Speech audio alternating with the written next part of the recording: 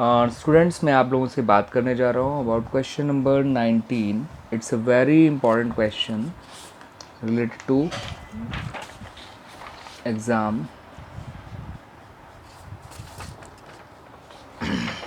Because ये question जो है आपका 2009 के बोर्ड में आ चुका है। ये काफ़ी अच्छा क्वेश्चन है बच्चों।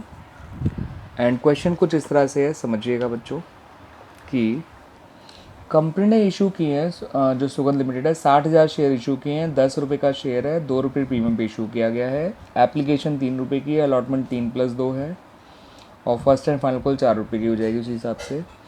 अलॉटमेंट एप्लीकेशन जो रिसीव करी है कंपनी ने वो 92,000 शेयर्स की है, यानी ओवर सब्सक्रिप्शन है। और कंपनी ने अलॉटमेंट इस तरह से किया है 40 वालों को 30,000 शेयर्स दिए हैं, 50,000 वालों को 30,000 शेयर दिए हैं और 2,000 को रिजेक्ट कर दिया है। यानी इन्होंने इस बार जो है कैटेगरीज इस तरह से बनाई है प्रोराटा 1, प्रोराटा 2 और रिजेक्टेड।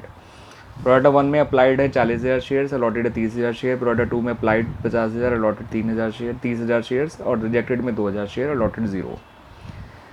ठीक है बच्चों, आप जानते हैं हमेशा पहला कॉलम कैटेगरी का, दूसरा शेयर अप्लाइड का, तीसरा शेयर अलॉटेड का होता है। चौथा कॉलम एप्लीकेशन में रिसीव का, जो कि applied share into application money होता है। अप्लाइड शेयर 40,000 इनके, एप्लीकेशन मनी है 3 तो 1,20,000। अप्लाइड शेयर 50,000, एप्लीकेशन मनी 3 तो 1,50,000। अप्लाइड शेयर 2,000, एप्लीकेशन 3 तो ये 6,000। सबको जोड़कर आ गया 2,76,000। फिर कैपिटल में सिर्फ उतने शेयर का पैसा जाता है जितने शेयर अलॉट किए गए।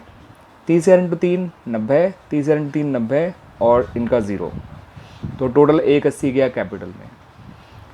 इनका 6,000 रुपये तो रिफंड ही होना है, तो डायरेक्ट सीधा मैंने बैंक में डाल दिया। अब इनका देखिए बचा 30,000 रुपये, इनका बचा 60,000 रुपये।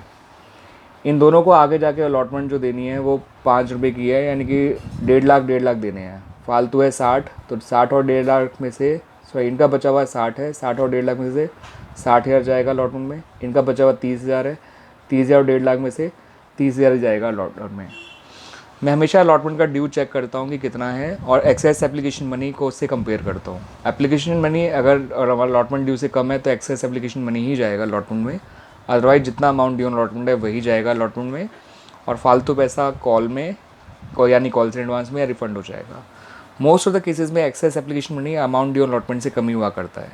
जैसे इन दोनों का ही, इसका एक्सेस एप्लीकेशन मनी सिर्फ 30,000 है, इसका एक्सेस एप्लीकेशन मनी सिर्फ 60,000 रुपये है और दोनों को 1.5 लाख रुपये देने हैं अलॉटमेंट पे। तो एक्सेस एप्लीकेशन मनी उन 1.5 लाख से तो कम ही है दोनों के।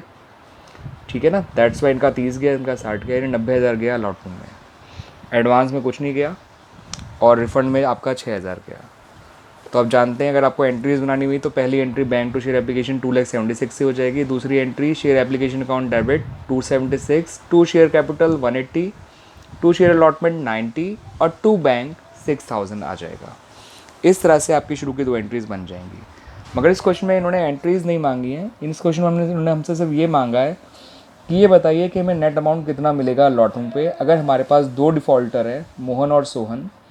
मोहन कैटेगरी 1 का है और सोहन कैटेगरी 2 का है, दोनों ने ही अलॉटमेंट नहीं दिया और मोहन के अप्लाइड शेयर्स गिवन है, सोहन के अलॉटेड शेयर गिवन है। तो बच्चों मैं आपको जो चीज़ अब सिखाने जा रहा हूँ उसको ध्यान रखिएगा, ये आगे जाके आपको कम से कम 30-40 क्वेश्चन में आपको यूज़ करना है। और ये जो प्रोवाइड का क्वेश्चन एग्जाम में आया करता है वहाँ पर ये करना बहुत ज़रूरी होता है, तभी आप सही एरिया निकाल पाते हैं अलॉटमेंट का ऐसे लोगों का जिन्हें प्रोराटा बेसिस पे शेयर्स मिले हैं। क्योंकि देखिए मोहन के अप्लाइड शेयर दे रखे हैं आपको, तो पहले तो आपको ये पता होना चाहिए मोहन के अलॉटेड शेयर कितने हैं। ठीक है ना, ऐसे ही सोहन के अलॉटेड शेयर दे रखे हैं आपको ये पता होना चाहिए सोहन ने कितने शेयर के लिए अप्लाई किया। तो जब भी कोई व्यक्ति जिसको प्रोराटा बेसिस पे शेयर्स मिलते हैं वो अगर अलॉटमेंट नहीं देते हैं तो ऐसे लोगों के आपको पहली बात तो ये पता होना चाहिए कि उनका अप्लाइड और अलॉटेड शेयर कितने हैं। अगर उनके अप्लाइड शेयर दे रखे हैं तो अलॉटेड शेयर निकाल लो, अलॉटेड शेयर दे रखे हैं तो अप्लाइड शेयर निकाल लो। जैसे कि मैं निकाल कर दिखाऊंगा आपको मोहन सोहर धोने के लिए। मोहन कैटेगरी 1 को बिलोंग करता है, सोहन कैटेगरी 2 को बिलोंग करता है। तो सबसे पहले तो हम इन दोनों के अलॉटेड और अप्लाइड शेयर निकाल लेंगे। फिर दोनों ने कुछ ना कुछ पैसा पक्का फालतू में दिया होगा, क्योंकि देखिए आप प्रोराटा 1 कैटेगरी का भी और प्रोराटा 2 कैटेगरी का भी पैसा कुछ अलॉटमेंट में गया है। तो इनका अलॉटमेंट का एरिया जितना नॉर्मली आया करता है उससे कम ही रहेगा, क्योंकि इनका जितना पैसा पहले आया होगा उतना डिडक्ट भी तो हुआ होगा। तो दूसरा स्टेप होता है ये पता करना कि दोनों ने कितना पैसा एक्स्ट्रा दिया है ऑन एप्लीकेशन जिसको अलॉटमेंट में ट्रांसफ़र किया गया था। ठीक है, उसके लिए इनके अप्लाइड और अलॉटेड शेयर काम आएंगे। क्योंकि उन्हें पता चला, इससे भी पता जाएगा इन्होंने कितने शेयर एक्स्ट्रा मांगे थे, उन्हीं का पैसा अलॉटमेंट में गया होगा। ठीक है। और फिर जब इनका आरियर निकालेंगे अलॉटमेंट के टाइम पे, तो जितना पैसा इनका पहले से एक्स्ट्रा आया हुआ है उसे माइनस कर देंगे, तो इनका नेट अमाउंट ऑफ आरियर निकल आएगा। अब ये जो मैंने बोला है उसको कैसे करना है वो देखिए। पहले इस मोहन के लिए देख लीजिए कैसे करा गया।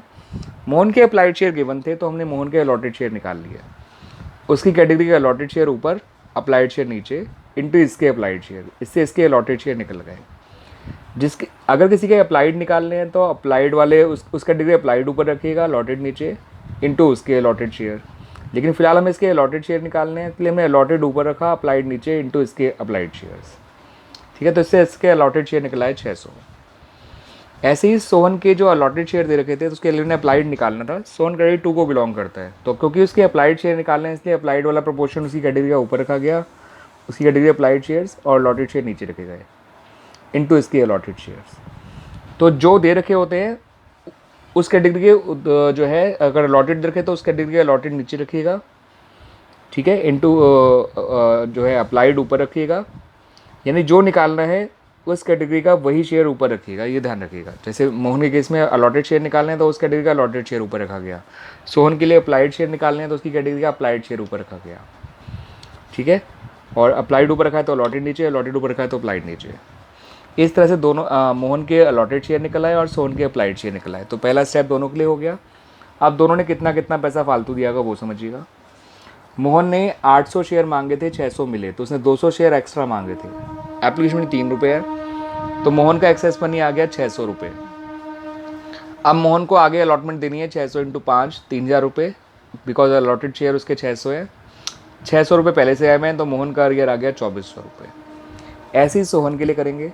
सोहन ने मांगे थे 1000 शेयर, मिले हैं 600 शेयर, तो गैप हो गया 400 शेयर्स का, जितना उसने एक्स्ट्रा मांगे थे, इंटू 3 करेंगे तो 1200 रुपये उसके पहले से आए हुए हैं। अब उसे भी 600 शेयर के हिसाब से ही पैसा देना है, बिकॉज उसके अलॉटेड शेयर तो 600 ही है। तो 600 इंटू 5, 3000 माइनस 1200, 1800 हो गया। तो इसका एरियर आया 1800, यानी टोटल एरियर हो गया 4200 रुपये, 4200, 2400 एंड 1800। अब देखिए अलॉटमेंट में कैसे हमें निकालना है कि कितना पैसा मिला। तो अलॉटमेंट में लेना है 60,000 शेयर्स पे, जितने शेयर हमने इशू किए थे, इंटू 5, 3 लाख रुपये। 90,000 जो ये वाले थे वो पहले से आए हुए थे, उसे माइनस कर दीजिए, यानी नेट अमाउंट जो मिलना चाहिए वो है 2,10,000। उसमें से एरियर्स और कम हो जाएंगे सोहन और मोहन के 4200, और इस तरह से इनके मिले हुए पैसे 2,05,800 आ गए। तो क्वेश्चन में हमसे यही पूछा गया था बच्चों कि इस बार कितना पैसा हमें मिलेगा at the time of allotment. ठीक है बच्चों, तो आपको इस टेबल को ध्यान रखना है। इस टेबल में आपको एक तो मैंने ये बताया है किस तरह से क्या कॉलम बनने हैं।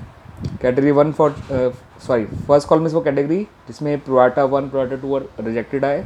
Second column is for applied share, third column is for allotted share, fourth column is application money received, fifth column is transfer to share capital, six column is transfer to share allotment, seventh column for advance जो कि था नहीं फिलहाल इस question में, eighth column is for refund जिनको reject किया उनका पैसा।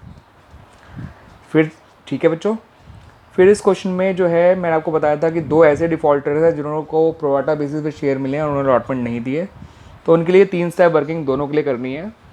मोहन के अप्लाइड शेयर देखे थे तो अलॉटेड शेयर निकाले, उसकी कैटेगरी अलॉटेड ऊपर रखे, अप्लाइड नीचे, इनटू इसके अप्लाइड शेयर, इससे इसके अलॉटेड निकल आए। सोहन के अलॉटेड शेयर देखे थे तो उसके अप्लाइड निकालने के लिए उसकी कैटेगरी के अप्लाइड ऊपर, अलॉटेड नीचे, इनटू इसके अप्लाइड शेयर, तो इसके अलॉटेड निकल आया। फिर दोनों ने कितना कितना पैसा फालतू दिया है वो निकाल लिया। मोहन का आया 800 शेयर मांगे थे, 600 मिले, यानी 200 शेयर फालतू मांगे थे, इनटू एप्लीकेशन मनी 600 रुपये इसका एरिया वो आ गया, एक्सेस एप्लीकेशन मनी जो अलॉटमेंट में गया होगा। फिर से अलॉटमेंट देना है 600 इंटू 5, 3000, 600 रुपये माइनस कर दिए जो पहले के आए हुए थे, इसका एरियर हो गया 2400। सोहन का मांगे थे 1000 शेयर, मिले हैं 600 शेयर, तो उसने 400 शेयर एक्स्ट्रा मांगे थे, 400 इंटू एप्लीकेशन मनी, तो 1200 रुपये उसका पहले से आया हुआ है अलॉटमेंट का। अब उसे देने हैं 600 इंटू 5, 3000, 1200 पहले से आए हुए हैं, तो इसका एरियर हो गया 1800 रुपये। टोटल एरियर अलॉटमेंट पे आया 4200 रुपये। अलॉटमेंट में जो नेट अमाउंट ड्यू करा जाएगा वो 60,000 इंटू 5, 3 लाख से किया जाएगा। 90 पहले से आए हुए हैं, तो अब जो अमाउंट मिलना है वो 2,10,000 है, मगर एरियर आया सोहन और मोहन का 2400 और 1800 यानी 4200, तो नेट अमाउंट जो हमें सच में मिला है दैट इज़ 2,05,800। क्वेश्चन में यही पूछा गया था कि कितना अमाउंट आपको नेट मिला है, तो वो आंसर निकल कर आया 2,05,800।